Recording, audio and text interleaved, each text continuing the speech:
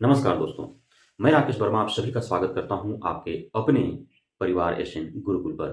साथियों, आप सभी ने थंबनेल में देखा ही होगा कि यह वीडियो जो है आप सभी वैसे बीएडधारी हमारे साथियों के लिए हैं, जो 1 टू 5 में पढ़ा रहे हैं, कार्यरत हैं। वो कोई 2 वर्षों से या उससे अधिक समय से जो है, वह बिहार के सुदूर ग्रामीण इलाकों में सरकारी विद्यालयों में पढ़ रहे गरीब किसान मजदूर के बच्चों का भविष्य सँवार रहे हैं और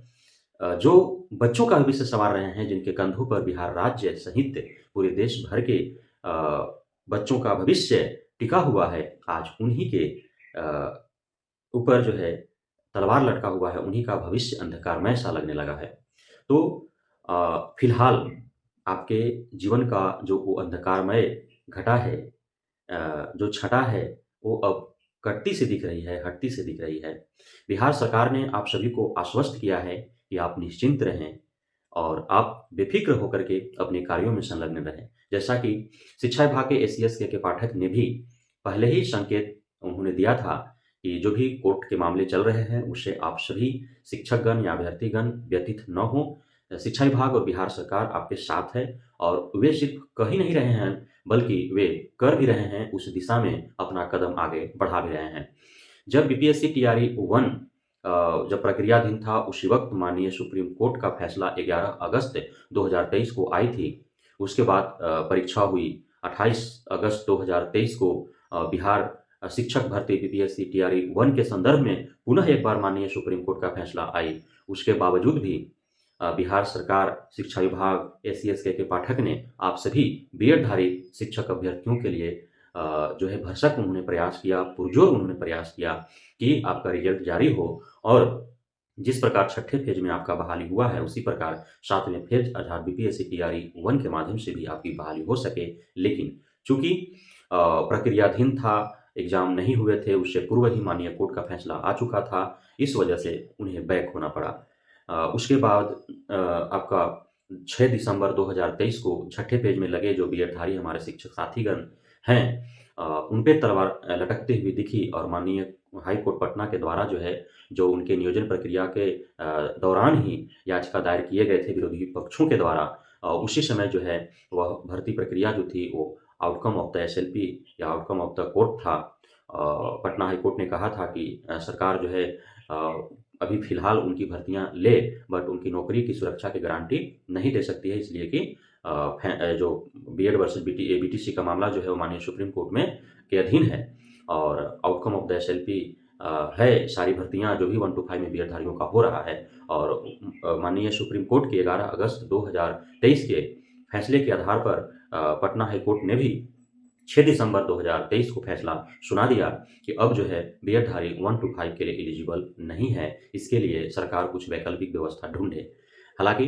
सरकार या शिक्षा विभाग इस पक्ष में नहीं है कि जो नौकरी में लगे हुए हैं, उनको इतनी आसानी से हटा दिया जाए और आप सभी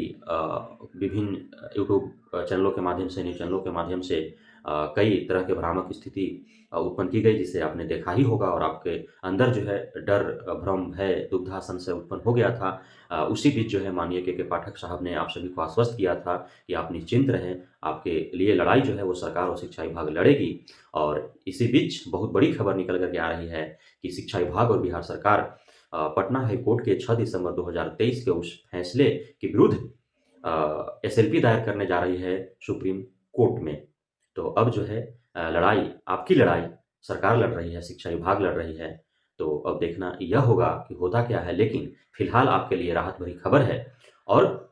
मैं जहाँ तक उम्मीद करता हूँ कि 22,000 का जो आंकड़ा था, वो अब बीपीएससी टीआरई 1 और टीआरई 2 के बाद अब आधे पर आ चुकी है। 10 से 11,000, 12,000 हार्डली आप सभी शेष रह गए होंगे। तो मैं ईश्वर से प्रार्थना करता हूँ कि बिहार सरकार, शिक्षा विभाग जब आपके लिए चूँकि रोज़ी-रोटी का सवाल है और आप कई उम्मीदें पाल रखे होंगे, आप पे बूढ़े माता-पिता, बहन, कुँवारी बहन, छोट भाई, आपके बीवी बच्चों का ज़िम्मेदारी है आपके ऊपर। तो हम नहीं चाहते हैं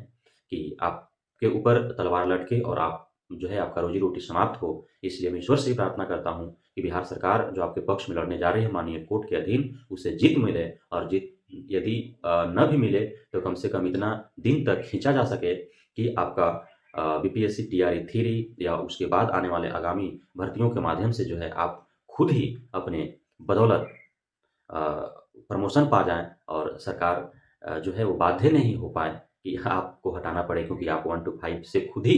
जो है अपने बुद्धिमत्ता, कुशलता, अपनी योग्यता, अपनी काबिलियत के दम पर जो है 6 टू 8, 9, 10, 11, 12 में आप जो है वो प्रमोशन पा लिए होंगे तब तक।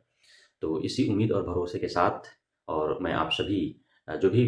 1 टू 5 में लगे हुए बीएडधारी हैं, उनके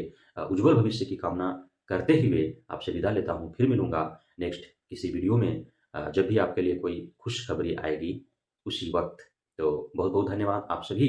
हमारे बीएडधारी जो 1 टू 5 में लगे हुए हैं, उनके लिए कि हमारे साथ जुड़े रहते हैं, बने रहते हैं, हमें सुनते हैं, देखते हैं, इतना प्यार देते हैं और विश्वास बनाए रखते हैं।